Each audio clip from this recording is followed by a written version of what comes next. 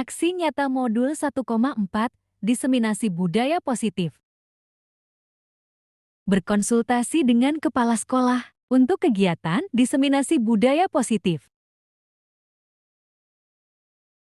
Berkonsultasi dengan para wali kelas 7 dalam membuat keyakinan kelas. Selamat pagi, Ibu. Baik, di saat ini sebelum kita memulai pelajaran, Ibu akan menerangkan tentang budaya positif. Yang kalian tahu tentang budaya positif yang ada di sekolah. Contohnya seperti apa? Pakaian rapi. Coba kalau Ibu tanya satu-satu yang mau jawab, maju. Selain berpakaian rapi di sekolah,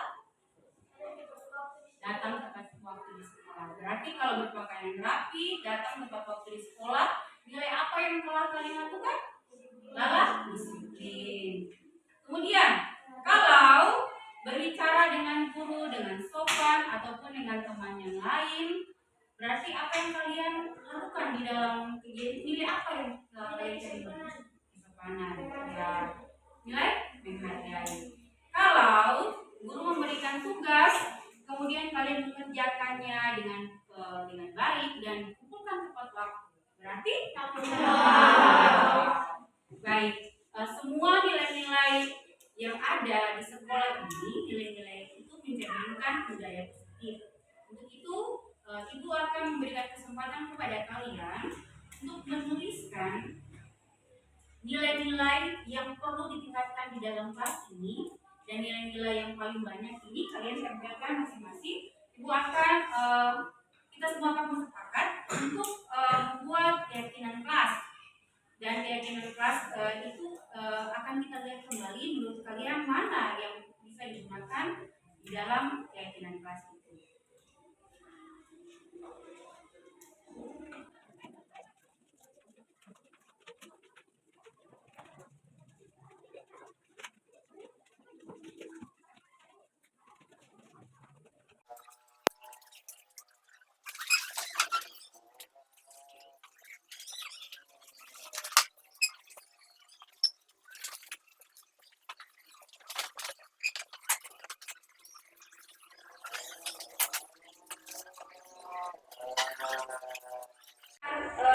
Kalian sudah menentukan masing-masing punya nilai-nilai positif apa yang nantinya dijadikan sebagai keyakinan kelas.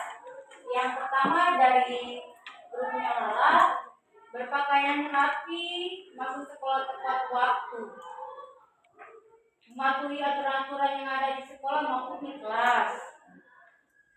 Setiap tugas yang diberikan guru dikerjakan, menghargai guru, berbicara dengan teman yang baik dan sopan santun, mengumpulkan tugas yang diberikan guru tepat waktu. Ini dari kelompoknya Bona.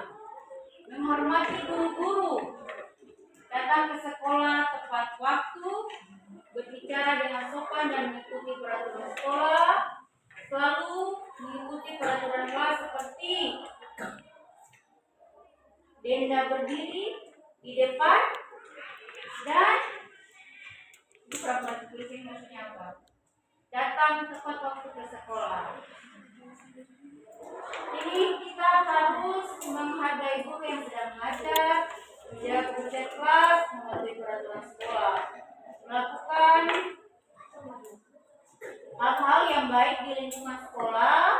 Contoh seperti pada guru, menghargai guru dan teman-teman yang ada dalam kelas, berbicara sopan dengan guru dan juga kepada teman lain, menjaga kebersihan kelas, buang sampah pada tempatnya, ketertiban untuk masuk ke sekolah tepat waktu, menghargai guru di dalam kelas dan teman-teman, menjaga keamanan kelas agar siswa dapat belajar dengan tenang. Kita menghargai orang yang tidak semurah dengan kita. Nilai positif yang sudah dituliskan yang paling banyak adalah menghargai guru, berbicara dengan teman yang baik, sopan santun, intinya seperti itu. Yang kedua adalah datang ke sekolah tepat waktu.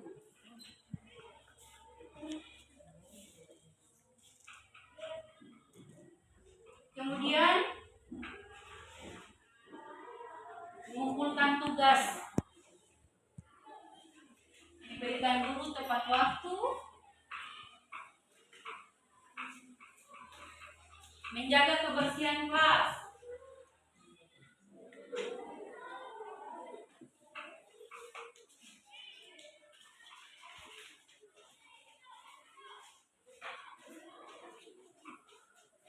berbicara dengan sopan dengan sesama,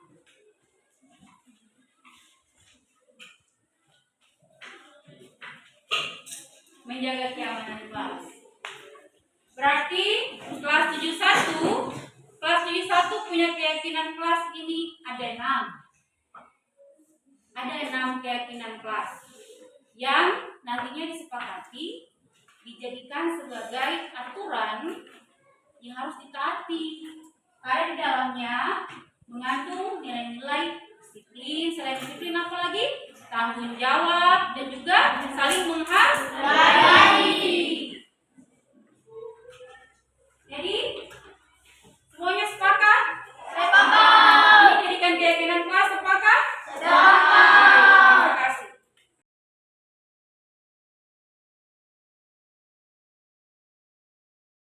Hai semuanya. Selamat pagi, Ibu. Bagaimana kabar kalian hari ini? Baik, Ibu. Kalau semuanya baik, mari kita mulai pelajaran di hari ini. Tapi sebelumnya ada beberapa hal yang Ibu ingin sampaikan kepada kalian, terutama untuk budaya positif. Budaya positif seringkali sudah kalian praktikkan dalam kehidupan sehari-hari dan juga di sekolah pun sudah kalian praktikkan. Nah di sini, kalau kita melakukan budaya positif dengan baik, maka akan berdampak baik juga dalam kehidupan kita sehari-hari dan juga maupun di sekolah. Yang ingin Ibu sampaikan kepada kalian bahwa setiap kelas itu memiliki keyakinan kelas. Berarti ada peraturan yang harus ditaati dan tidak untuk ditaati. Baik, Ibu memberikan contoh kepada kalian. Misalnya, kalau ada yang datang ke sekolah tepat waktu, berarti nilai apa yang sudah dia terapkan? Angkat tangan satu orang. Rasti. Baik, disiplin semua, tepuk tangan untuk Rasti. Kalau mengerjakan tugas yang diberikan oleh guru dan diberikan tepat waktu, berarti kalian sudah melakukan atau menerapkan nilai apa? Tanggung jawab. Baik, tepuk tangan buat tanpa kalian sadari bahwa kalian sudah menjalankan yang namanya disiplin, sudah melakukan yang namanya tanggung jawab. Berarti yang tadi Ibu sampaikan di awal bahwa setiap kelas itu punya keyakinan kelas. Di sini ada kertas post-it. Ibu akan memberikan masing-masing orang satu lembar. Kalian dapat menuliskan apa yang akan kalian lakukan agar kelas ini lebih teratur. Pelajaran apa yang harus ditaati. Dan itu akan dijadikan sebagai keyakinan kelas 72.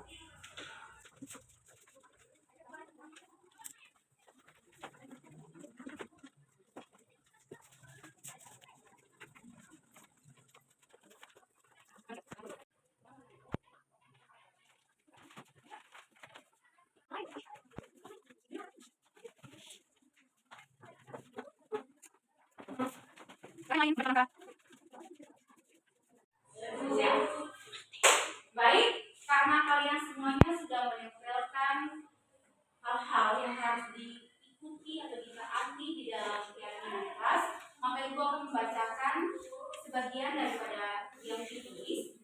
Dari kelompok sebelah kanan Ibu ada 4 orang tidak memulih satu sama lain. Ini luar biasa, tentang waktunya. Berbicara dengan teman harus sopan, menjaga kebersihan kelas, menjaga kebersihan kelas. Berikutnya lagi ada, kalau Ibu guru terangkan di depan kelas, kita harus perhatikan supaya kita tahu. Ada juga berbicara sopan dengan Ibu guru dan Bapak guru, berbicara sopan dengan Bapak Ibu. Baik, semuanya sudah ada.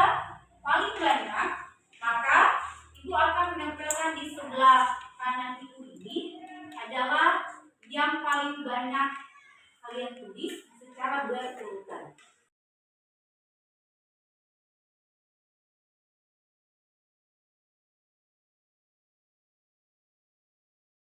semuanya? Selamat, Ibu. Apa kabar kalian hari ini? Baik, Ibu. Ya, sebelum kita memulai pelajaran, ada hal-hal yang harus disampaikan mengenai budaya positif. Kita sebagai pelajar maupun guru sudah mempraktikkan yang namanya budaya positif. Kalau datang ke sekolah tepat waktu merupakan sebuah budaya positif? Nilai apa yang sudah dilakukan kalau kita masuk sekolah tepat waktu? Kamu jawab. Angkat tangan. Disiplin. Disiplin, baik. Kalau kalian berbicara dengan sopan kepada teman, kepada guru, berarti sudah saling baik. Di sekolah maupun di kelas ada keyakinan kelas yang harus kita buat. Keyakinan kelas itu digunakan agar kita menaati aturan yang telah disepakati bersama.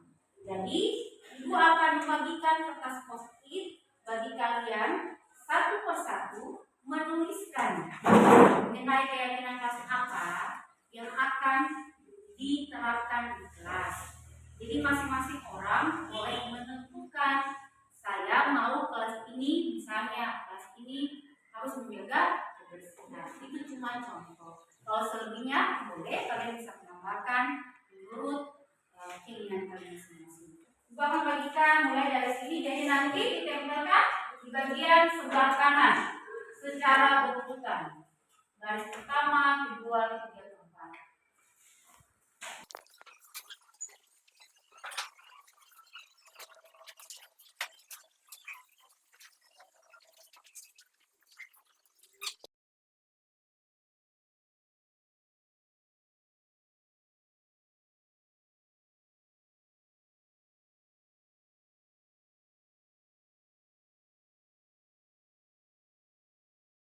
Saya ucapkan kepada para guru terutama yang mengampu mata pelajaran bahasa Indonesia di kesempatan di saat ini menyediakan waktu untuk bersama-sama kita ada dalam kegiatan diseminasi penyebaran pemahaman dan penerapan pengalaman budaya positif SMP Negeri 14 Maluku Tengah, komunitas guru mata pelajaran bahasa Indonesia. Di saat ini saya mengucapkan perwakilan permintaan maaf dari kepala sekolah yang tidak sempat hadir sama-sama dengan kita karena kondisi kesehatannya terganggu. Namun hal itu tidak mengurungkan niat saya untuk berbagi praktik baik dengan ibu-ibu yang ada di sini. Dan sebelum memulai kegiatan kita, saya meminta kesediaan dari Ibu Laruno untuk memimpin dalam doa.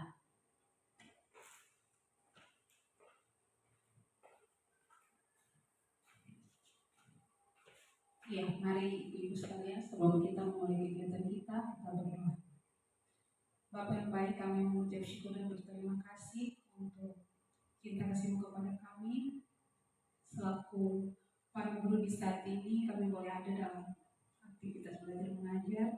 Hingga saat ini Tuhan, kami bersama rekan guru Ibu Bea Tuhan akan ada dalam kegiatan diseminasi budaya positif. Kami mohon kepada-Mu ya Bapa, urapi kami semua yang hadir di tempat ini dengan Roh Kudus-Mu, agar semua kegiatan yang kami lakukan bermanfaat bagi kami, terutama selaku guru bahasa Indonesia. Bapa, segala aktivitas yang kami lakukan saat ini Tuhan, kami mau dasari dalam nama Bapa, Anak, dan Roh Kudus. Dalam nama Tuhan Yesus kami berdoa.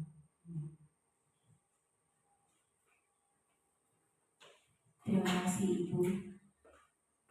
Ibu yang saya hormati, sebelumnya ini merupakan sebuah kegiatan di mana saya akan membagikan praktik baik mengenai modul 1.4 yaitu budaya positif. Jadi selaku calon guru penggerak angkatan ke-9, kegiatan ini bukan hanya dialami oleh saya sendiri, tapi saya harus berbagi dengan yang lain untuk dapat mengetahui tentang budaya positif yang sebenarnya harus diterapkan di sekolah ini. Ya, di sini saya memperkenalkan kembali nama lengkap Sandra Diana Bea, SPD GR, bisa disapa oleh semua rekan guru maupun para murid, yaitu Ibu BHI, guru bahasa Indonesia SMP Negeri 14 Maluku Tengah, dan juga calon guru penggerak angkatan 9 Kabupaten Maluku Tengah. Di sini karena calon guru penggerak itu kami selalu mengikuti pembelajaran online daring dan masuk dengan akun pembelajaran. Di situ terpampang ID pembelajaran saya dan segala aktivitas yang saya lakukan dalam kegiatan calon guru penggerak saya bagikan juga di Facebook. Itu nama Facebook saya Sandra Dina Teken. Ada di TikTok juga Sandra Dina Teken. Kalau Instagram tidak terlalu banyak ibu-ibu, Sandra B88. Kalau di YouTube itu yang paling sering kegiatannya karena sebelum diupload di LMS, saya menguploadnya dulu ke YouTube dan linknya yang dimasukkan ke LMS. Dan itu nomor kontak di WA dan juga nomor telepon saya. Baik, ibu-ibu, yang namanya sebuah budaya positif itu merupakan sesuatu yang baik. Kalau menurut ibu-ibu, kita lakukan perbincangan lebih santai ibu-ibu. Kalau namanya budaya positif, apa yang sebenarnya terpikirkan di kepala ibu-ibu? Ibu Motolesi mungkin kalau namanya budaya positif yang terpikirkan apa? Budaya positif, kita menjadi selain menjadi guru, sebaiknya meluangkan kita punya diri sebagai motivator. Artinya anak-anak belajar daripada kehidupan kita yang baik, dan kita mengalirkan juga budaya-budaya yang baik bagi anak-anak dalam meningkatkan kualitas pelajaran. Iya, terima kasih, luar biasa. Jadi motivasi menjadi seperti teladan. Jadi kita berbuat baik maka peserta didik kita juga akan menjadi baik. Dari sini kalau budaya positif ada garis-garis besarnya yang kami dapat dalam kegiatan ini.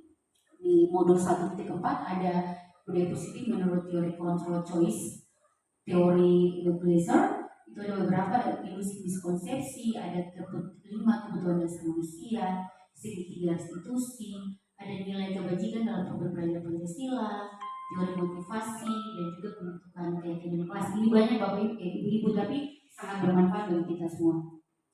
Ya, pembelajaran pertama yang akan saya sampaikan ini mengenai disiplin positif dan yang nilai kebajikan universal.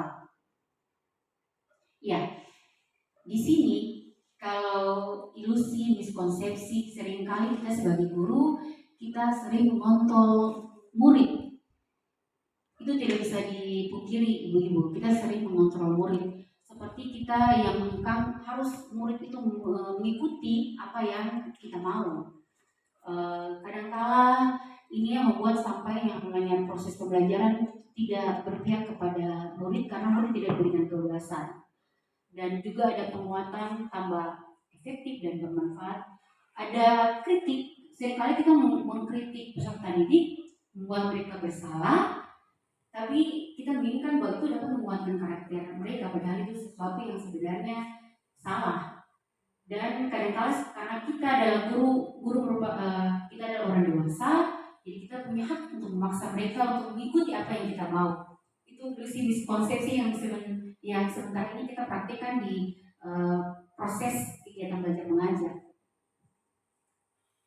Ya, jadi kalau untuk membuat paradigma stimulus, respon, teori, dan kontrol, ibu-ibu bisa perhatikan kalau stimulus responnya kita mencoba mengubah orang agar berpandang sama dengan kita. Ini apa yang kita mau maka orang lain juga harus mau. Sedangkan kalau di teori kontrol kita berusaha memahami, kita diajak untuk memahami apa yang orang lain tentang dunia ini. Kemudian ada perilaku buruk dilihat sebagai suatu kesalahan. Kadang-kala kita tidak menstabilkan keadaan, kita harus menjudge bahwa perbuatan buruk itu adalah sebuah kesalahan. Sehingga kita harus lihat di teori kontrolnya semua perilaku itu pasti memiliki tujuan. Apa yang dia lakukan itu pasti ada tujuannya untuk apa. Terus ada lagi orang lain mengontrol saya. Padahal sebenarnya kalau namanya sistem kontrol itu bukan pada orang lain tapi diri kita sendiri. Kita yang mengontrol diri kita sendiri karena segala sesuatu itu atas kemauan haknya kita. Atau saya bisa mengontrol orang lain. Atau sebenarnya kita tuh tidak bisa mengontrol orang lain. Kita mungkin memberikan mereka masukan tapi kita tidak bisa mengontrol mereka. Pemaksaan ada pada saat bujukan gagal. Kalau misalnya kita membujuk orang lain itu gagal, yang kita lakukan adalah memaksa. Ini yang paling sering kali dilakukan. Kita paksa dia supaya dia mau apa yang kita mau kita lakukan tuh dia harus ikuti. Itu pada saat juga kita gagal. Padahal sebenarnya harus ada kolaborasi, ada kerjasama dulu, konsensus atau kesepakatan. Kesepakatan itu yang nanti bisa menciptakan plan baru. Saya mau seperti ini, saya mau seperti ini nanti. Konsensusnya itu yang nanti dilakukan. Dan kalau di stimulus respon itu model berpikir menang kalah, ada yang menang ada yang kalah. Tapi kalau teori kontrol, model berpikirnya itu harus sama-sama menang, sama-sama mereka nyaman dengan yang mereka pilih. Di sini kalau disiplin positif ibu-ibu, kalau teori kontrolnya menurut Dr. William Gleiser ada banyak hal. Anda tidak bisa mengontrol orang lain, itu menjadi makna disiplinnya. Ini garis besarnya Bapak Ibu, semua perilaku memiliki tujuan, ada model berpikir menang-menang, kolaborasi dan konsensus menciptakan pilihan. Ada juga situ realitas kebutuhan kita berbeda. Ada 5 kebutuhan dasar manusia. Nanti setelah ini baru saya terangkan secara detail hal-hal yang sudah terbangun dalam disiplin positif ini, Ibu. Ya, di sini ada makna kata disiplin yang berasal dari bahasa Latin yaitu disiplina yang artinya belajar. Mungkin ini menurut bahasa Latin. Kalau menurut saya pribadi, kalau disiplin itu berarti kita merubah diri kita untuk menjadi pribadi yang lebih baik, melakukan sesuatu yang baik tanpa ada motivasi dari orang lain. Ya, ada disiplin diri membuat orang menggali potensinya, menuju sebuah tujuan apa yang dihargai. Seperti contoh kasusnya seperti ini. Kalau menurut ibu-ibu, kita datang ke sekolah tepat waktu, apakah itu untuk mendapat penghargaan dari orang lain? Ibu Maranta mungkin kalau masuk sebagai guru, kalau kita masuk kelas tepat waktu, apakah itu supaya untuk mendapat pujian dari orang lain, dari teman guru? Tidak. Ya, tidak. Memang tidak. Namun dalam budaya kita makna kata disiplin telah berubah. Coba ibu perhatikan yang tanda merah, menjadi sesuatu yang dilakukan seseorang pada orang lain untuk mendapatkan kepatuhan. Sesuatu yang dilakukan seseorang pada orang lain untuk mendapatkan kepatuhan. Kita patuh dan taat. Kecenderungan umum ini yang menghubungkan kita bahwa disiplin itu dengan kenyamanan, bukan dengan yang dengan apa yang kita hargai atau pencapaian suatu tujuan mulia. Jadi ini cuma untuk agar sama-sama nyaman, menghilangkan ketidaknyamanan di antara kita. Nah, Ibu bisa perhatikan ini ada nilai kebajikan yang sesuai dengan profil pelajar Pancasila. Profil pelajar Pancasila itu mulai dengan beriman, bertakwa kepada Tuhan Yang Maha Esa, dan berakhlak mulia, berkebinekaan global, bergotong royong, kreatif, benar, kritis, mandiri. Ini. Dan berdasarkan dengan nilai kebajikan universal, ibu-ibu yang disesuaikan dengan tujuan yang disampaikan oleh Dr. William Gleiser pada teori kontrol 1984 dengan mengingatkan nilai-nilai kebajikan yang diyakini seseorang, maka motivasi intrinsiknya akan terbangun. Motivasi intrinsik ini berarti sesuatu yang terbangun dalam diri, bukan dari orang lain. Nilai-nilai kebajikan ini yang sementara ini dikerahkan oleh pemerintah dengan adanya program belajar Pancasila, terutama bagi yang sementara ini menjalankan implementasi kurikulum Merdeka Belajar. Kita sementara berusaha untuk dapat mewujudkan yang namanya program belajar Pancasila, dan tentu saja kita menginginkan peserta didik yang beriman. Berarti kalau selaku kita sebagai seorang yang beragama Kristen berarti harus yang takut Tuhan. Kalau yang Muslim berarti menaati segala perintah yang diturunkan oleh Allah yang Maha Kuasa. Semuanya. Kalau mereka punya iman baik, maka secara perbuatan mereka pun juga akan baik. Dan segala sesuatu itu mereka lakukan karena dasar dari kemauan diri sendiri, sehingga mereka mandiri. Segala sesuatu lakukan tanpa ada orang lain yang memaksa, tidak ada orang lain yang membujuk, mereka punya kemauan. Tentu kita mau namanya peserta didik itu mereka mandiri.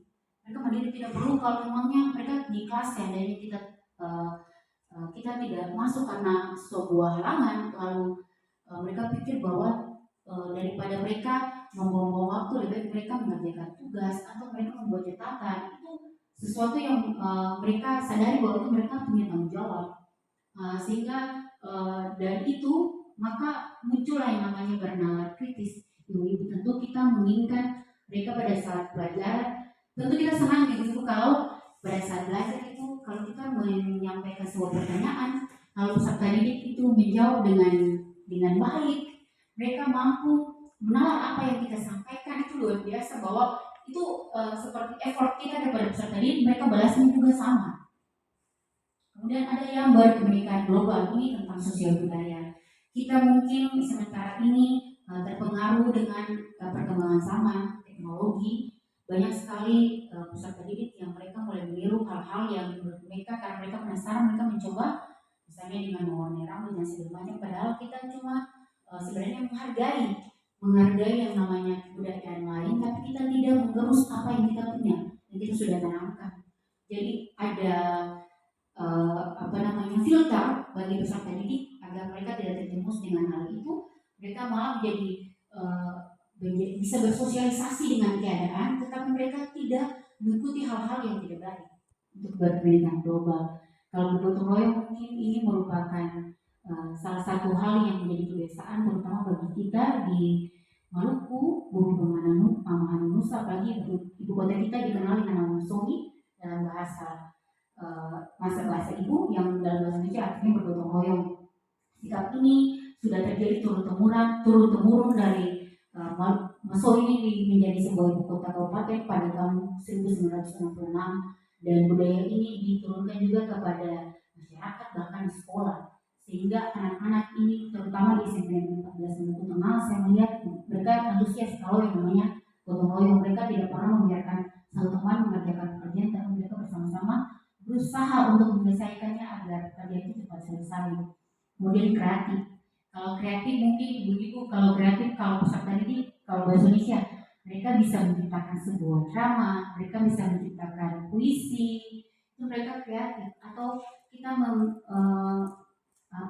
membuat tugas untuk mereka kalau menggunakan alat-alat yang ramah lingkungan, bahan-bahan yang ramah lingkungan, kalau mereka presentasikan, berarti itu mereka kreatif. Tidak perlu, karena namanya kreatif itu tidak membutuhkan sesuatu yang mahal, yang murah pun kita ubah menjadi sesuatu yang bernilai, maka itu adalah kreatif. Baik, ibu-ibu, ini yang paling seru di sini, teori motivasi, hukuman, dan PR dan restitusi. Ya, teori motivasi dibagi menjadi dua. Ada motivasi eksternal, ada motivasi internal. Kalau yang eksternal itu menghindari ketidaknyamanan atau hukuman. Ini yang paling peserta didik, kalau saya lihat setiap kali mau apel pagi, mereka kalau lihat guru pada saat sudah bel, lalu mereka lari, mereka punya kata seperti ini, lari sudah, supaya nanti jam buang sampah, lari cepat supaya pas apel. Jadi mereka menghindari jangan sampai disuruh pungut sampah, jangan sampai dilakukan sanksi yang lain. Itu mereka menghindari ketidaknyamanan atau hukuman. Tahu ini eksternal, ini ibu-ibu jujur eksternal ini mendapat imbalan penghargaan dari orang lain. Sebuah pada saat mengikuti calon guru penggerak baru saya sadar, karena saya paling sering kalau ada peserta didik yang dia punya nilai, jadi sebelum ulangan saya berikan mereka iming-iming. Contoh, siapa yang punya nilai melewati KKM akan ibu berikan hadiah. Biasanya saya traktir mereka di kantin. Kalau memang tidak traktir di kantin, itu saya kumpul dari semua sampai nilai tertinggi di atas. Saya berikan mereka peralatan alat tulis menulis. Jadi motivasi mereka untuk mendapatkan nilai itu murni bukan karena mereka menghargai diri sendiri, tapi karena ada sesuatu, ada imbalan dan penghargaan. Atau mereka bilang, kalau setiap saat dapat nilai bagus, dapat peringkat, ini berarti nanti orang abang bilang ini kita paling pintar ya, dari semua anak-anak itu yang paling pintar, itu seperti itu. Sehingga sebenarnya itu bukan hanya terjadi buat peserta didik, tapi kita sebagai guru. Jadi tadi contoh yang pertama, kita masuk ke sekolah tepat waktu menjalankan tugas sebagai seorang pendidik, itu bukan karena untuk mendapat penghargaan atau mendapat pujian dari orang lain bahwa guru ini boleh paling rajin atau guru ini boleh paling rajin, tapi itu memang kewajiban kita sebagai seorang peserta didik masuk ke kelas tepat waktu, masuk ke sekolah tepat waktu, karena lebih ke peningkatan efisiensi dan efektivitas dalam kegiatan belajar mengajar. Itu ibu-ibu. Jadi sehingga dari motivasi internal ini kita akan mencapai namanya tujuan daripada disiplin positif. Ya, pada guru penggerak ini, calon kegiatan dalam guru penggerak, modul yang pertama kali kami pelajari itu filosofi pendidikan menurut Ki Hajar Dewantara.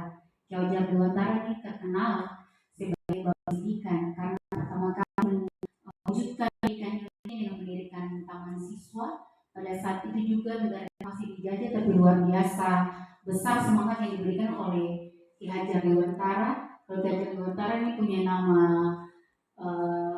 nama lengkap, nama aslinya Suradi Surendra, tapi lebih disapa dengan sebutan Ki Hajar Dewantara. Itu beliau mengatakan bahwa merdeka itu artinya tidak hanya terlepas dari perintah, akan tetapi juga cakap buat memerintah diri sendiri. Jadi kita bisa memerintah diri sendiri. Jadi kita lakukan sesuatu tuh kita perintahkan harus seperti ini dari sendiri, jangan sampai karena paksaan dari orang lain. Jadi merdeka tuh terlepas dari kekangan orang dan terlepas dari kekangan diri sendiri. Kita berpikir bebas dulu. Itu yang mau dihadapkan oleh Ki Hajar Dewantara. Kemudian ini yang paling seru karena di modul kegiatan kami di calon guru penggerak modul 1 ke 4 kita belajar tentang restitusi ibu-ibu. Restitusi itu adalah proses menciptakan kondisi bagi murid untuk memperbaiki kesalahan mereka sehingga mereka bisa kembali pada kelompok mereka dengan karakter yang lebih kuat. Restitusi juga merupakan proses kolaboratif yang dilakukan murid untuk mencari solusi untuk masalah mereka dan membantu murid berpikir tentang orang apa yang mereka ini menjadi apa tujuan mulianya dan bagaimana mereka harus memperlakukan orang lain. Ya, ini ibu restitusi punya ciri-ciri. Kalau mungkin Ibu Laruna dari 9 ciri-ciri ini, apakah ada yang ibu sudah jalankan di kelas? Tidak. Dari yang pertama, bukan untuk menebus kesalahan, namun untuk belajar dari kesalahan, memperbaiki hubungan, tawaran, bukan paksaan. Restitusi menuntun untuk melihat ke dalam diri. Restitusi mencari kebutuhan dasar yang mendasari tindakan. Restitusi diri adalah cara yang paling baik. Restitusi fokus pada karakter, bukan pada tindakan. Restitusi fokus pada solusi. Restitusi mengembalikan murid yang berbuat salah pada kelompoknya. Ibu-ibu, kalau ada peserta didik yang tidak membuat tugas, apa yang ibu lakukan? Ibu tulis, kalau ada peserta didik yang tidak melakukan tugas, apa yang ibu lakukan? Kasih hukuman. Itu hal yang paling biasa, memberikan hukuman, sehingga tidak ada ciri-ciri restitusi dalam bentuk. Kalau kita memberikan hukuman sama sekali tidak ada, karena sering kita memberikan sanksi. Iya. Keyakinan kelas ibu-ibu. Iya. Ibu-ibu, kemarin saya sudah mempraktikkan keyakinan kelas. Keyakinan kelas ini berangkat dari sebuah peraturan, tetapi dibuat lebih dengan kata-kata yang lebih menghangatkan. Jadi bukan seperti peraturan yang mengekang atau mengikat, tapi contoh katanya begini. Ini mungkin saya tidak terlalu lihat di sini contoh. Misalnya kalau di peraturan itu ditulis tidak boleh terlambat masuk kelas. Kita bisa buat dengan kata seperti ini: menyenangkan masuk kelas tepat waktu. Jadi mereka mendengarkan karena itu adalah kata-kata positif yang menyenangkan. Kalau tidak boleh, itu lebih ke bukan negatif sih, tapi seperti pemaksaan. Pemaksaan tidak boleh, jangan. Itu pemaksaan. Itu yang membuat sampai kita diajarkan khususnya di dalam guru penggerak ini tentang keyakinan kelas itu benar-benar atas kesepakatan daripada wali kelas, guru mata pelajaran, dan peserta didik. Mereka mulai menuliskan satu persatu apa yang mereka ingin ciptakan dalam lingkungan kelas yang lebih harmonis, yang lebih baik, yang lebih menyenangkan. Peraturan keyakinan kelas itu yang mereka tuliskan. Jadi seperti ini. Mengapa kita memiliki peraturan harus menggunakan helm bila mengendarai kendaraan roda dua? Ibu-ibu, kalau kita menggunakan helm itu untuk apa? Keselamatan. Itu nilai kebajikan universalnya keselamatan ibu-ibu. Lalu mengapa kita memiliki peraturan waktu COVID itu ada 3M, menggunakan masker, mencuci tangan, menjaga jarak 1,5 meter. Terus menjaga kesehatan. Lalu mengapa kita memiliki peraturan harus datang tepat waktu pada saat mengikuti pelatihan? Kalau kita mengikuti sebuah pelatihan itu kita harus datang tepat waktu. Kan tidak tergesa-gesa, kita mengikutinya pun dengan baik. Pak Liberteri silakan masuk. Mohon maaf Pak Liberteri baru selesai kegiatan yang bergabung dengan kita. Ya, jadi untuk itu sangat diperlukan yang namanya motivasi intrinsik.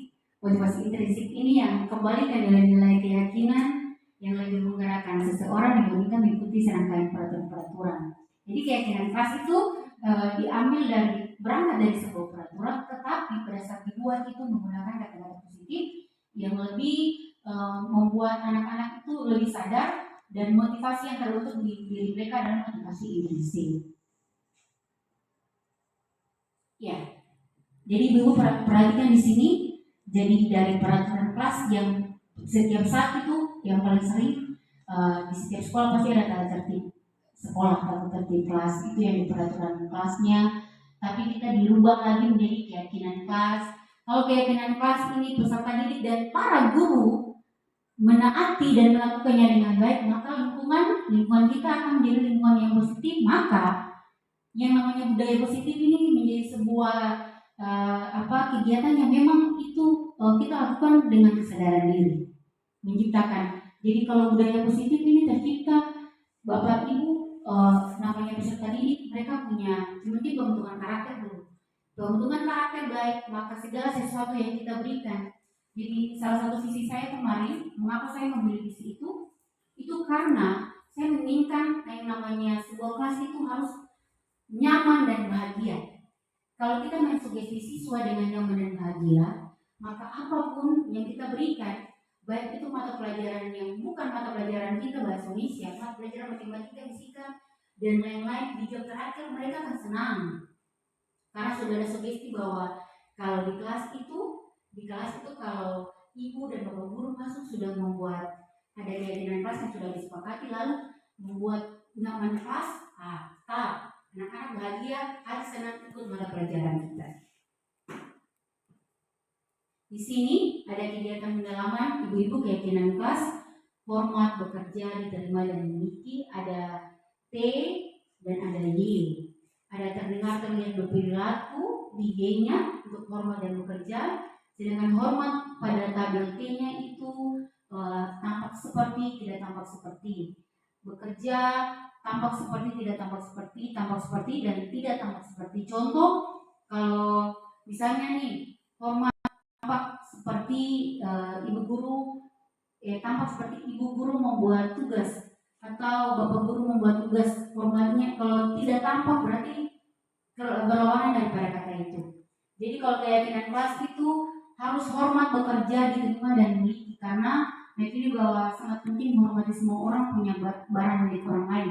Jadi kalau misalnya ada satu keyakinan kelas mengembalikan barang yang bukan miliknya, berarti nilai yang mereka sudah lakukan itu nilai bertanggung jawab ibu-ibu dan bapak, supaya mereka menyadari sungguh bahwa yang namanya keyakinan kelas itu bukan hanya seperti kata-kata saja yang dituliskan di kertas lalu ditempelkan, tetapi itu sudah tertulis di mereka punya hati.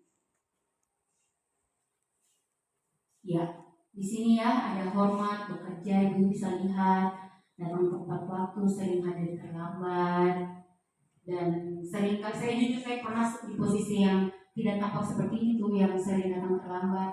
Itu kalau memang transportasi sedikit susah ataupun hujan, karena kendalanya karena cuaca. Ibu bisa lihat ada penjelasannya sekali, bapak ibu, ada terdengarnya, terlihat, berperilaku, tersenyum ramah. Paling percaya kalau dalam kelas sering tersenyum ramah dengan anak-anak. sering senyum manis. Kalau senyum sudah manis, anak-anak wow, bapak guru senyum manis, berarti kita harus tetap bertahan di kelas. Karena biasa mungkin ya bapak guru punya perilaku tuh baik, dan biasanya kita memberikan salam hormat. Dulu saya pernah memperhatikan ini Bapak Ibu. Jadi sebelum masuk kelas itu saya meminta mereka mengantri dulu. Masuk kelas saya berjabat tangan baru mereka masuk. Nanti kalau pulang kita tos saja lah, kayak bikin mereka kita serasa teman dengan mereka, serasa teman supaya mereka kita bukan buat jarak, bukan lebih dekat, lalu kita tidak ada batas-batasan yang kita berdekatan. Seperti itu Ibu Bapak. Ini yang paling harus contoh peraturan yang nanti keyakinan kelasnya selalu kembalikan buku ke tempatnya. Apalagi ibu yang pengelola perpustakaan, luar biasa. Anak-anak kalau pinjam buku, kadang-kala buku tidak dikembalikan, atau mereka simpan besok, minggu depan bahkan baru mereka kembalikan. Ada contoh kasus seperti itu, bukan contoh, memang kasusnya seperti itu. Lalu dilarang mengganggu orang lain. Kalau kita kalau diajarkan kepada peserta didik, jangan mengganggu orang lain lah, karena kita harus menghormati mereka secara pribadi. Terus hadir di sekolah 15 menit sebelum pembelajaran mulai. Berarti kita punya komitmen. Kalau hadir tepat waktu berarti segala persiapan yang kita lakukan itu pada saat masuk kelas kita tidak tergesa-gesa, tetapi semuanya dilakukan dengan baik, sudah teratur, sudah disiplin, maka semuanya dilakukan karena kita punya komitmen. Dilarang melakukan kekerasan. Dilarang melakukan kekerasan ini berarti kita paling sering bullying, dan itu merupakan kasus yang sering terjadi hampir di semua sekolah. Mungkin bullying mereka pikir itu cuma kekerasan, padahal kekerasan fisik, padahal secara psikis juga. Kadang-kala ada kata-kata yang kita tidak sadar, guru maupun teman sampaikan kepada peserta didik, mereka sudah tersakiti dan itu membekas, itu namanya bullying Bapak Ibu. Karena itu secara psikis itu tetap tertanam sehingga mereka berpikir bahwa saya tidak bisa, saya bodoh dan lain-lain. Itu mereka tidak akan berkembang. Kemudian dilarang menggunakan narkoba, keyakinan kelas itu nilai kebajikan universal itu kesehatan, bergantian atau menunggu giliran. Ini yang paling sering. Apalagi kalau ibu guru atau bapak guru bilang silakan kumpulkan tugas di meja, karena mereka tidak antri, tidak bergiliran, tapi mereka serobot. Itu yang buat kelas riuh. Lalu gunakan masker, ada jangan berlari di kelas atau koridor. Ibu-ibu, bapak, kalau misalnya seringkali yang saya perhatikan kalau di sekolah, kalau ada anak-anak yang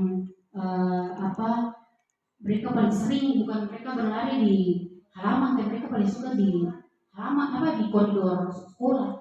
Mereka tidak pikir bahwa nanti kalau jatuh ke apakah ini karena mereka transit dari SD ke SMP, atau mereka punya masa-masa muda itu masa-masa ceria. Ya. Jadi kalau kita mau membentuk sebuah keyakinan kelas, Bapak Ibu, ini bukan hanya untuk saya, paling tidak Bapak Ibu guru juga bisa menyampaikan pendapat ini kepada wali kelas. Jadi sistem untuk pembentukan kelas ini yang pertama surat pendapat dulu. Anak-anak kalau kita mau kelas itu menyenangkan itu apa yang harus kita lakukan? Bisa, boleh catat masukannya. Kemarin saya membuatnya dalam sebuah post-it, mereka tempelkan di kertas kopi. Lalu yang paling banyak itu saya susun, yang paling banyak sampai paling sedikit. Ya, itulah yang akan menjadi keyakinan kelas.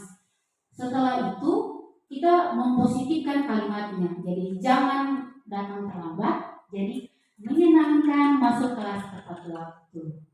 Lalu tinjau kembali, ajak mereka apakah yang sudah disepakati ini sudah sesuai tidak.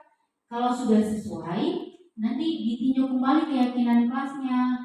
Kita tinjau ulang untuk memastikan bahwa itu mereka nyaman dan aman tidak.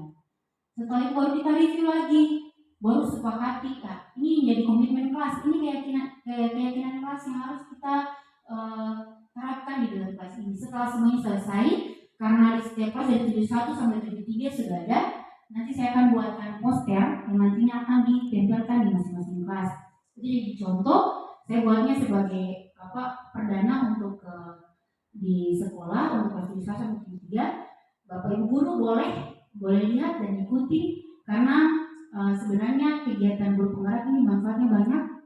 Pertama, paling merubah pola pikir kita tentang mengajar. Jadi dulunya kita sering pembelajaran itu berpusat kepada kita. Jadi ilmu pengetahuan hanya pada guru. Guru tidak diberikan kebebasan, mereka cuma sebagai pendengar. Tetapi sekarang pola pikir itu berubah setelah saya mengikuti kegiatan guru penggerak. Ya, ini ada materi tentang dihukum dan penghargaan. Bapak Ibu, kalau penghargaan ini atau dihukum oleh penghargaan ini punya pengaruh besar. Pengaruhnya bisa jangka pendek, jangka panjang. Saya mau menanyakan pengalaman Bapak Ibu dulu. Di antara Bapak Ibu, adakah yang pernah kecewa pada saat masih sekolah atau sekarang sudah bekerja? Kalau masih sekolah, misalnya nih, masuk 5 besar, 10 besar, tidak masuk 5 besar, 10 besar. Apa yang Bapak Ibu rasakan? Kalau di biasa tuh 5 besar, 10 besar, top 5, top 5. Kita tidak masuk 5 besar, 10 besar. Bapak ini punya pengalaman?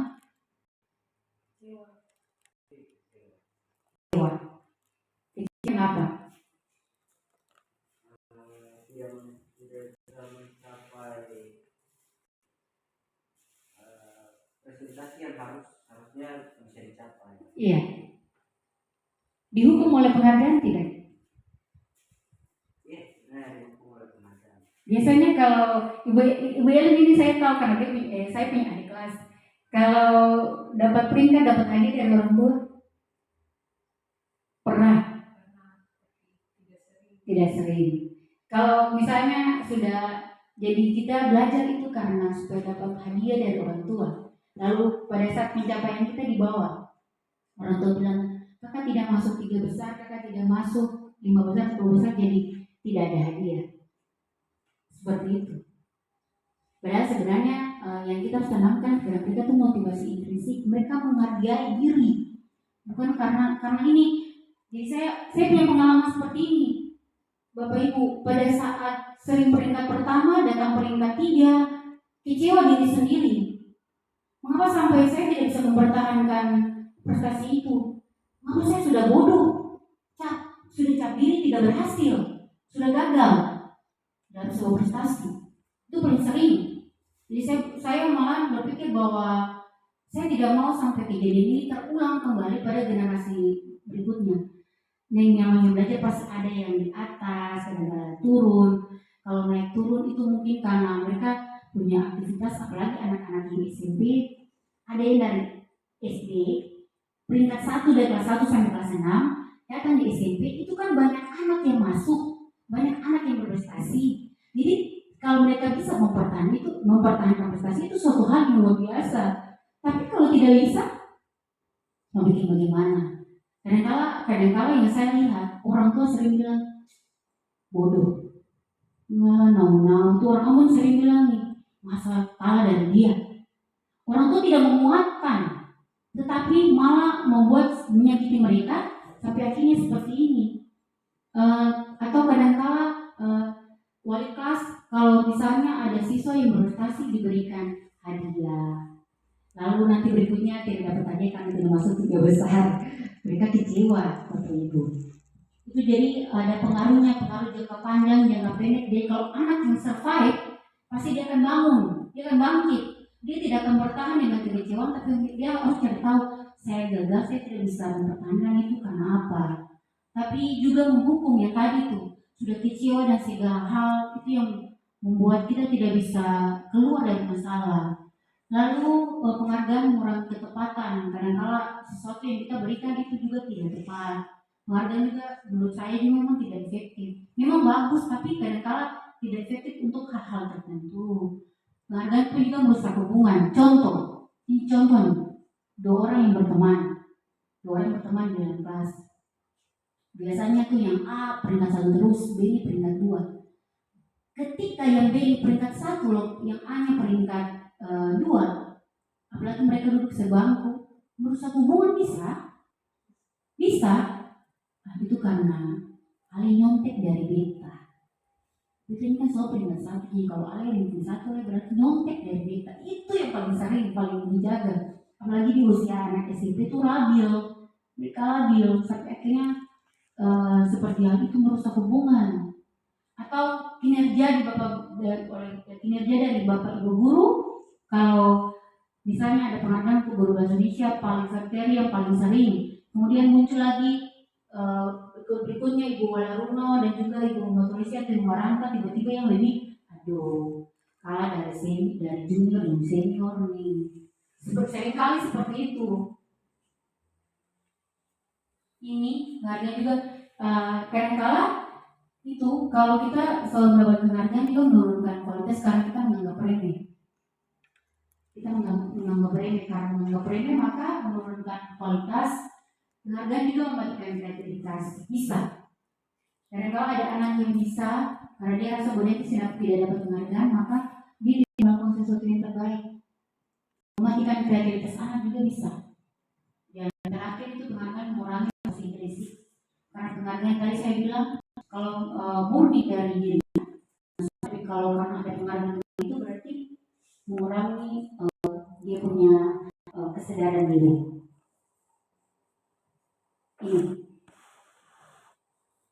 Bapak Ibu kalau di kelas seperti ini kah? Kalau tidak membuat tugas itu, kalau terlambat suruh anak catat 100 kali dalam buku. Ibu Laruno pernah? Tidak pernah Ibu Motorisi? Tidak pernah Pak Endi? Pernah tidak? Tidak pernah. Kalau kita jadi posisi itu pernah, paling sering itu kalau terlambat tetap tulis, saya tidak akan terlambat 100 kali, 10 kali lah banyak. Terus kalau lari mengelilingi lapangan basket 2 kali, lari mengelilingi lapangan basket 2 kali karena terlambat hadir di sekolah, tidak pernah kan? Di sini tidak pernah. Atau murid diminta push up, ada yang suka buat menyuruh siswa untuk push up? Tidak ada. Atau menggantikan kertas tugas teman yang telah dicoret-coret. Jadi Bapak Ibu bisa bedakan hukuman dan konsekuensi. Hukuman dan konsekuensi itu berbeda. Coba lihat ini contoh-contohnya, ada hukuman, ada konsekuensi. Ada mengelilingi lapangan basket 2 kali karena terlambat 10 menit.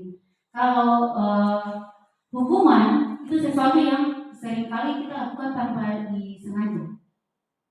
Bukan hanya disengaja, tapi sesuatu yang terjadi tiba-tiba, lalu kita responnya kita memberikan hukuman kepada anak. Kalau konsekuensi itu berarti ada kesepakatan. Ada kesepakatan antara kedua belah pihak. Jadi bukan hanya murni dari satu orang, tapi ada kesepakatan dari beberapa pihak sehingga ada yang namanya konsekuensi. Jadi kalau itu konsekuensi, ya iyalah kalau misalnya teman punya tugas di rusak dicoret-coret, ya dia harus menggantikan. Konsekuensinya dia harus gantikan itu. Atau membersihkan tumpahan air di meja tulis karena tersenggol pada saat belajar, iya harus. Itu konsekuensinya. Ini perbedaan hukuman dan konsekuensi Bapak Ibu. Jadi ini jadi gambaran supaya nanti kalau di kelas bedakanlah hukuman dan konsekuensi. Kalau hukuman itu seperti apa, konsekuensinya itu seperti apa. Kalau hukuman itu sesuatu yang menyakitkan harus terjadi, konsekuensi sesuatu harus terjadi. Kalau hukuman itu membuat anak sakit fisik maupun hati untuk jangka waktu lama, ingat itu menjadi trauma. Kalau konsekuensi itu membuat anak merasa tidak nyaman, tapi dalam jangka waktu yang pendek, jangka waktunya berbeda. Kalau hukuman itu lama, kalau konsekuensi itu pendek.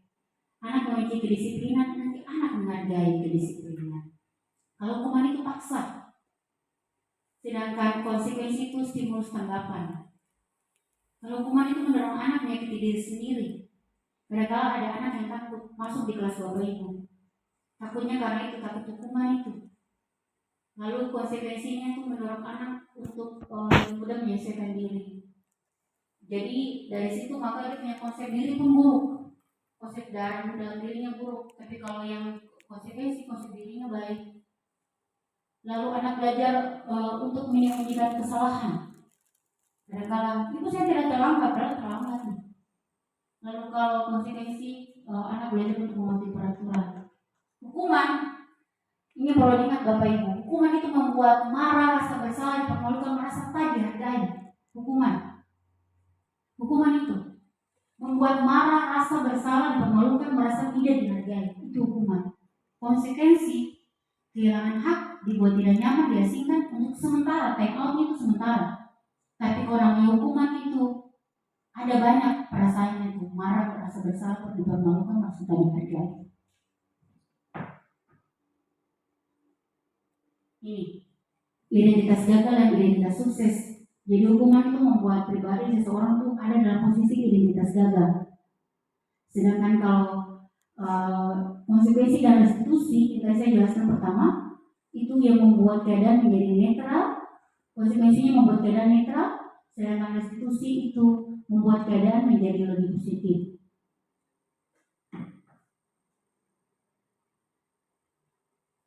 Ya, Bapak Ibu, ada 5 kebutuhan dasar manusia. Mereka yang bertahan hidup, kasih sayang dan rasa diterima, penguasaan, kesenangan, kebebasan. Kalau misalnya dalam pelajaran, lalu ada anak-anak yang lari di kelas, menurut Bapak Ibu, kebutuhan dasar apa yang sementara ini mereka praktikkan itu? Sementara di kelas, lalu mereka lari-lari di kelas. Kesenangan, iya, kesenangan.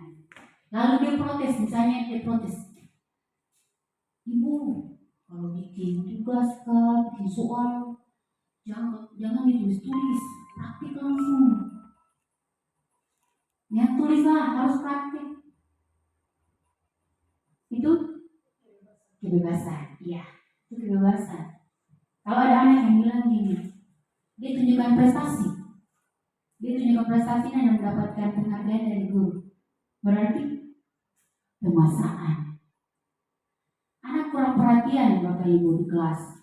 Dia mungkin tidak membuat tugas itu karena suatu dan lain hal. Atau pada saat dia menyapa Bapak Ibu guru, lalu Bapak Ibu guru tidak balas sapaannya. Dia sudah merasa seperti ini. Kasih sayang dan rasa diterima itu tidak ada. Jadi kebutuhan dasar ini membuat sampai ingin bertahan hidup. Jadi kalau di kelas dia sekali ada 4 tipe anak itu. Dia suka kesenangan, kebebasan, penguasaan, kasih sayang dan rasa diterima.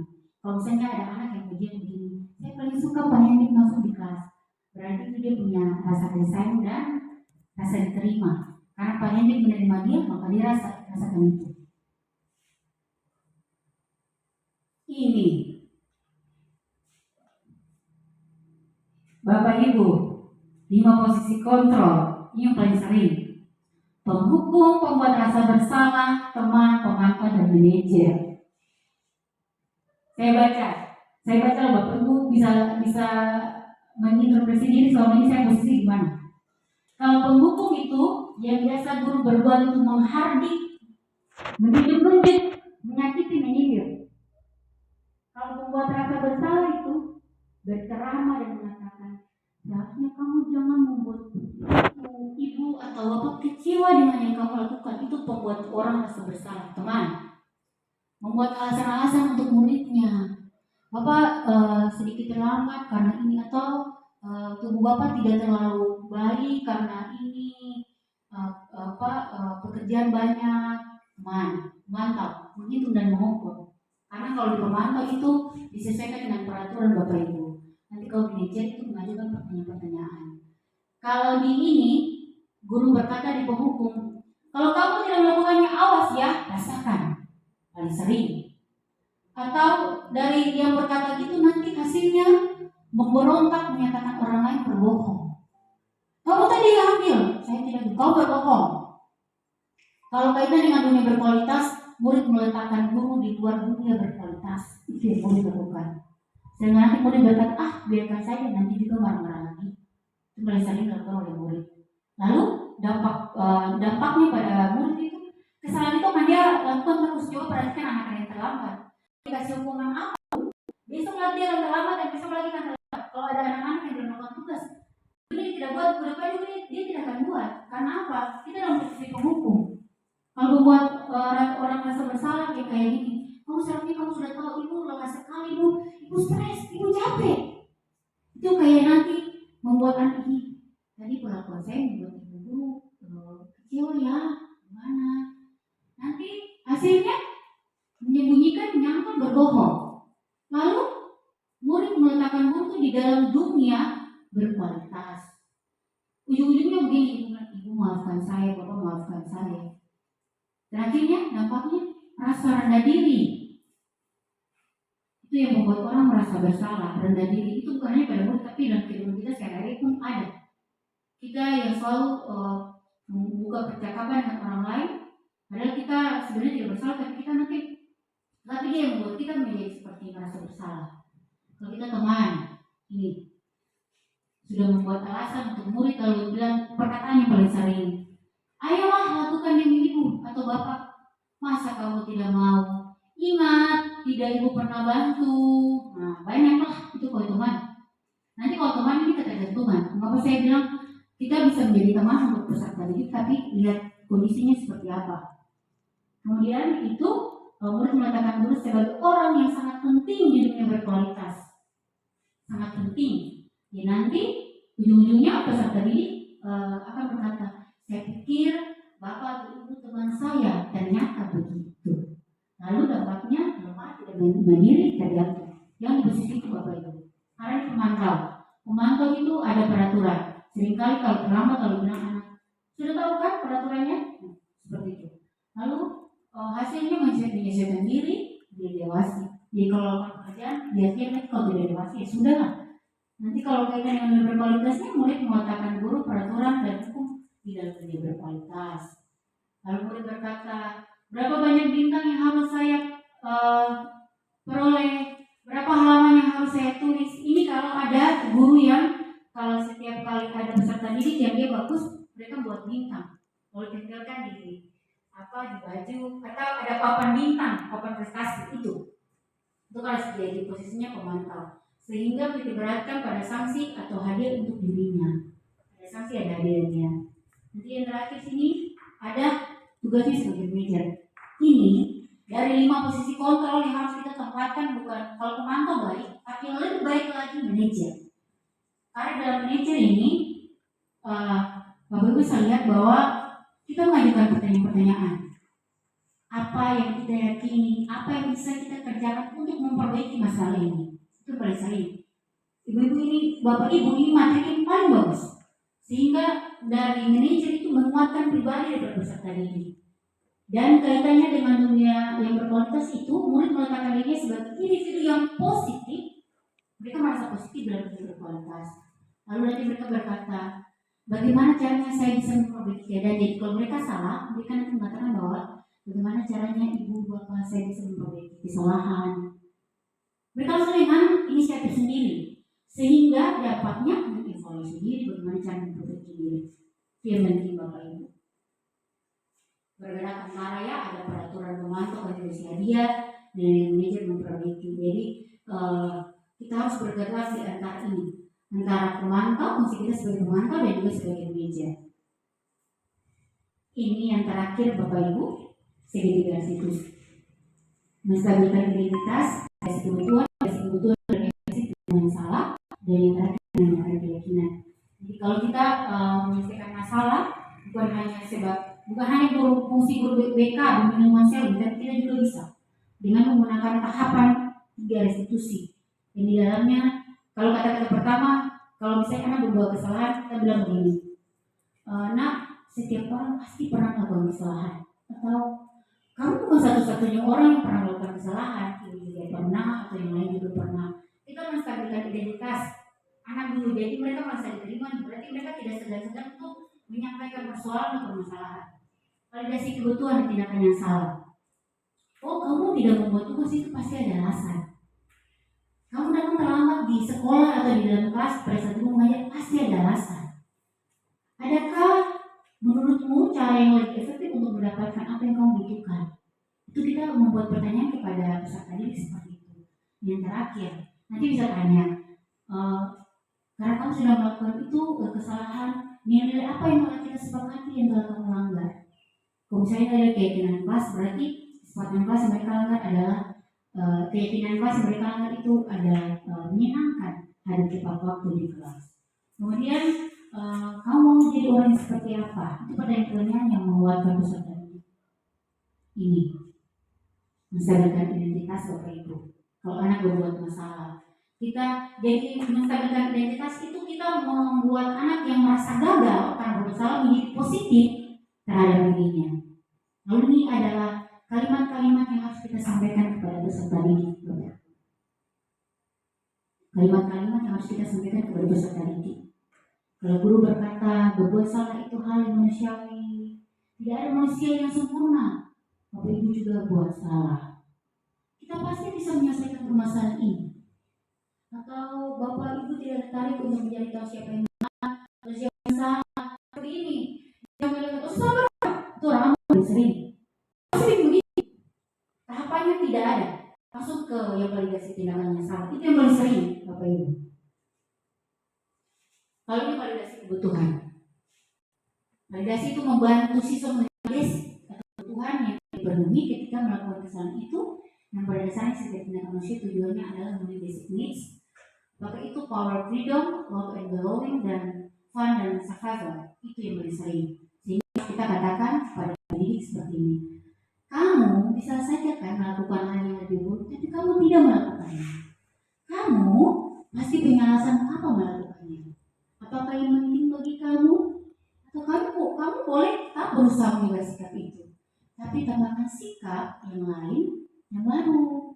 Maukah kamu belajar cara lain untuk mendapatkan yang kamu butuhkan tanpa harus memukul? Ini paling sering Bapak Ibu. Orang Maluku tidak. Maukah kamu belajar cara lain untuk mendapatkan yang kamu butuhkan tanpa harus memukul? Ini paling sering di anak kelas 7. Kalau ada yang meminta teman punya barang, mereka punya cara seperti itu. Paling sering ditemui. Jadi memaksa, jadi harus apa yang diminta harus dipenuhi. Sehingga terjadi seperti itu. Dan pertanyaan yang kita ajukan kepada mereka seperti itu. Jadi kalau nanti ini apakah kamu bisa melakukannya dengan lebih baik besok lagi?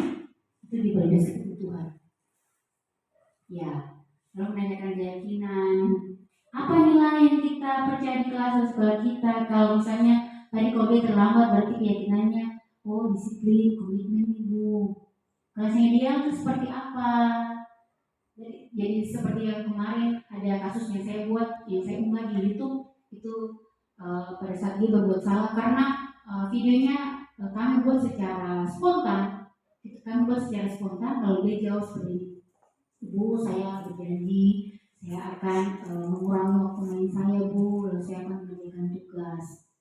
Dia secara sadar dia mengatakan itu. Jadi apa yang kamu rasakan ketika kamu melakukan itu, kamu mau menjadi orang seperti apa?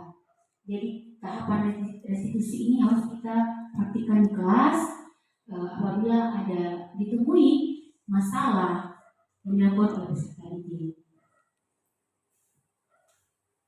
Ya, jadi ada intervensi 30 detik ya Bapak Ibu, 30 detik saja ada pertanyaan-pertanyaan ini yang dapat membantu murid kembali ke tujuan semula dengan cukup singkat dan dengan cara yang non konfrontatif, tidak konfrontatif. Apakah kamu ingin berbuat lebih baik? Apakah saat ini kamu sedang menjadi orang yang sedang kamu inginkan? Apakah kamu bisa membuat kegiatan atau perilaku kamu saat ini menjadi sikap yang lebih membantu? Atau apakah wajar membuat kesalahan? Bisakah kita memperbaikinya? Apa yang kamu lakukan saat ini sesuai? Oke. Kapan kamu siap untuk mulai? Peraturannya apa? Sepertinya kamu punya masalah. Saya bisa bantu. Jadi intervensi ini bukan hanya ke peserta didik, kita juga bisa mencobanya Bapak Ibu. Lalu apa tugas kamu saat ini? Bagaimana kamu ingin lakukan pada kegiatan ini? Bisakah kamu melakukannya? Apa yang kamu inginkan? Peraturannya seperti apa? Jadi saya berharap materi yang saya sampaikan di saat ini mungkin hanya khusus untuk pelajaran Indonesia, komunitas belajar Indonesia. Tapi yang saya sampaikan ini Bapak Ibu bisa terima, lalu menularkannya kembali hal yang positif ini, praktik baik positif ini kepada rekan sejawat yang lain yang beda mata pelajaran. Kita kokohkan yang ada di mata pelajaran kita dulu. Jadi perlahan tapi pasti. masalah yang di dalam kelas. Kalau ketika anak tidak melakukan tugas, mengerjakan tugas dengan baik, atau ada anak yang perlu di kelas, tahapan restitusi lah yang harus kita perhatikan Bapak Ibu, agar anak itu bisa menyampaikan persoalannya, ada ketika motivasi secara intrinsik dalam dirinya. Dan tadi saya bilang, kalau kelas itu dia nyaman, kelas itu bahagia, maka segala sesuatu yang Bapak Ibu sampaikan, mau baca puisi kah, mau buat cerpen kah, mau mengarang kah, mereka pasti bisa, karena itu yang sudah kita tanamkan. Demikianlah yang dapat saya sampaikan di saat ini. Saya minta maaf apabila terdapat kata-kata yang tidak menyenangkan hati. Saya tidak memberikan secara efektif dan efisien, tetapi kiranya praktik baik ini dapat memberikan manfaat bagi kita semua. Sekian dan terima kasih. Dan untuk menutup kegiatan ini saya minta kesini dari Pak Indi membawakan kita dalam doa.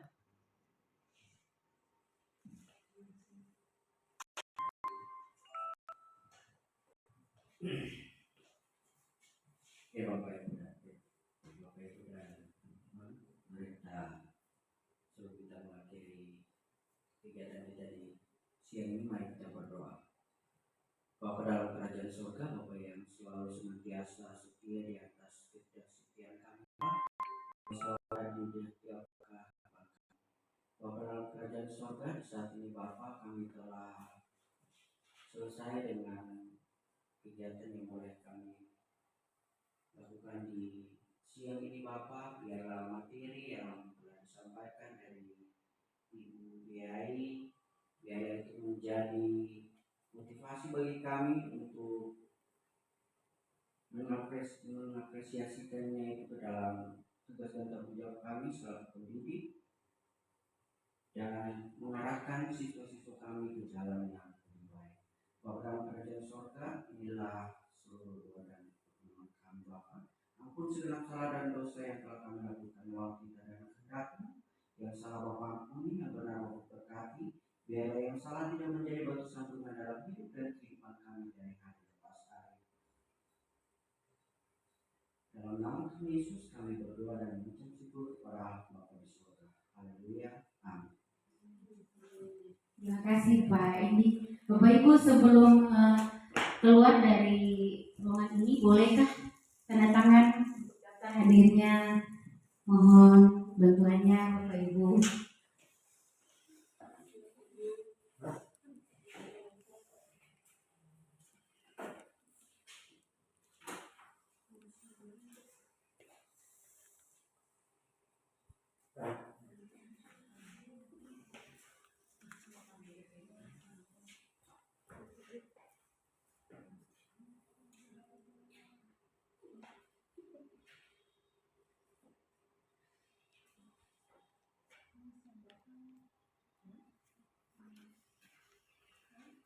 Silakan Ibu. Silakan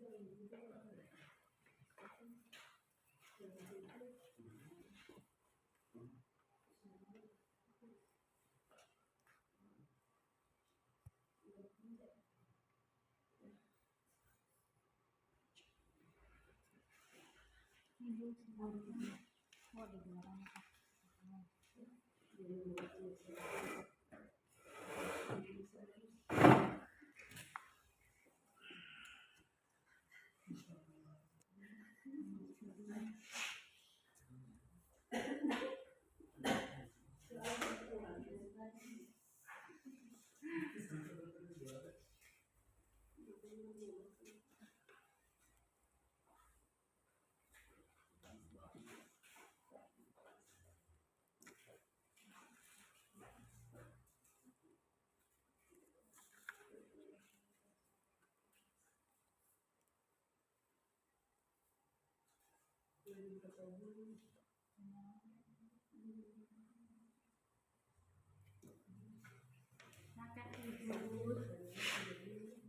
Bu Mei terakhir ya?